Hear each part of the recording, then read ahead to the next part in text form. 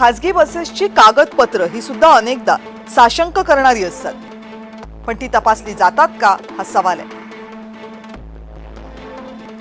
बसची आसन क्षमता वाढवण्यासाठी बेकायदा बदल केले जातात बसमध्ये, याची अनेक उदाहरणं सापडतात. पण या बसेसची नियमित तपासणी होते का? होत नाही, म्हणून ही उदाहरणं सापडतात. अधिकाधिक प्रवासी मिळवण्याचा चालकांवर दबाव असतो, त्यामुळे हे चालक बेदरकारपणे या बसेस चालवतात. तुम्ही रस्त्यावर वाहन चालवत असाल तर याची उदाहरणं तुम्हाला ढिगाने मिळतील. अनेक बस चालकांकडे तर वाहन परवाना सुद्धा नसतो, तरीही ते इतक्या प्रवाशांना घेऊन बस हाकत असतात. अवजड वाहनं चालवण्याचा अनुभव नसलेल्या चालकांना बस चालवण्यासाठी बसवलं जातं, जेणेकरून त्यांच्या पगारावर पैसे कमी खर्च करावे लागतील. अनेकदा हे बस चालक दारू पितात किंवा मग मोबाईल पाहत पाहत मोबाईलवर गप्पा मारत बस चालवतात. तुम्ही हायवेवर ही चित्र सर्रास पाहू शकता.